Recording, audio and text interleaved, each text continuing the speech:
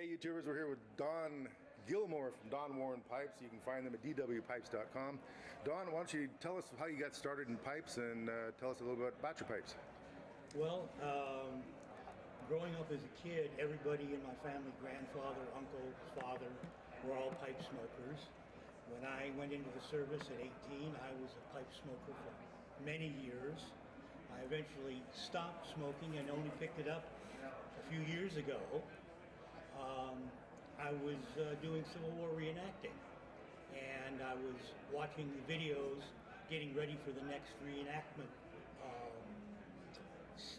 season, and everybody was smoking a pipe or a cigar. Keep going. Okay, and I said, you know, I used to enjoy smoking a pipe. I wonder if I would again. And so I bought a couple used pipes off eBay. First one burned out after 3 smokes, right through the side of the wall. I had an old meerschaum I bought when I was in service in Germany.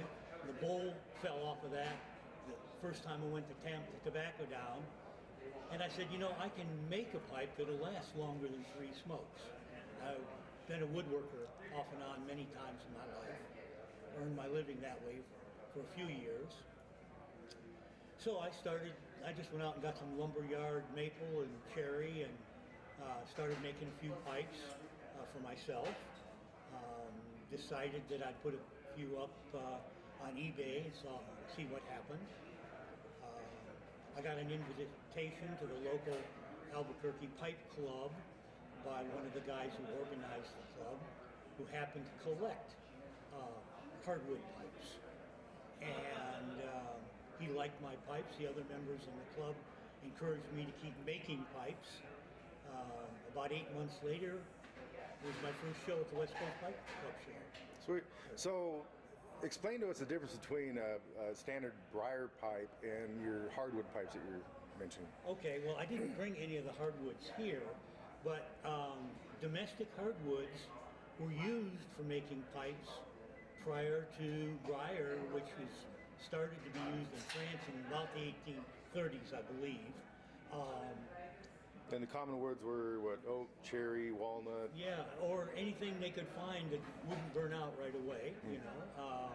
Mountain laurel was used in the United States a lot. It's an East Coast wood. They are less dense than briar, and the bowl remains cooler because there's better insulation. I also make those bowls a little bit thicker, just in case someone smokes like a locomotive and might tend to burn out a thinner. So do these last as long as old growth briar and stuff, or are they more of a... Do they last as long as briar? Oh, yes. Yeah, I was talking to someone yesterday that had one for 35 years, maple pipe. Okay. And they, with a little bit of extra care breaking them in, they last for decades. So I see you brought some cool looking pipes here. Why don't you explain some of the pipes and how you make them and what your thought process is behind them? Well, when I was smoking back in the 70s, Danish freehand style pipes were very popular. I always liked that style of pipe.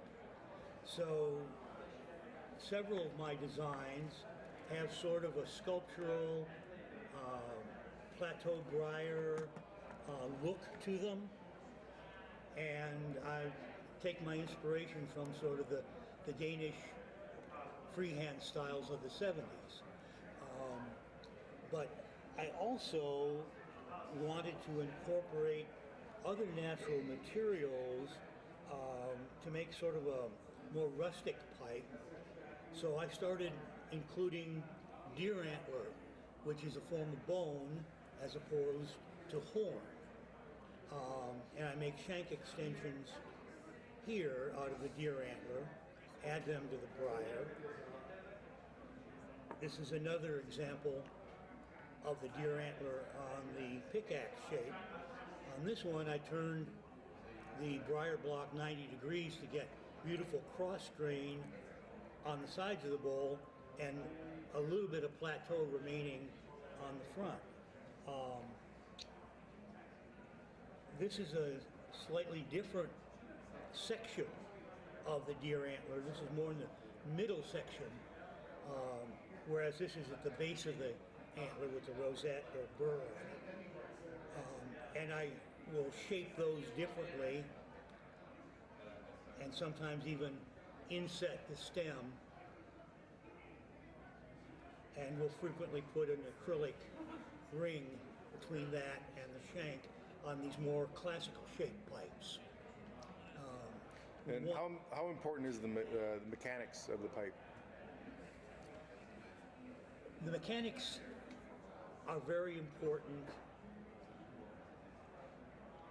and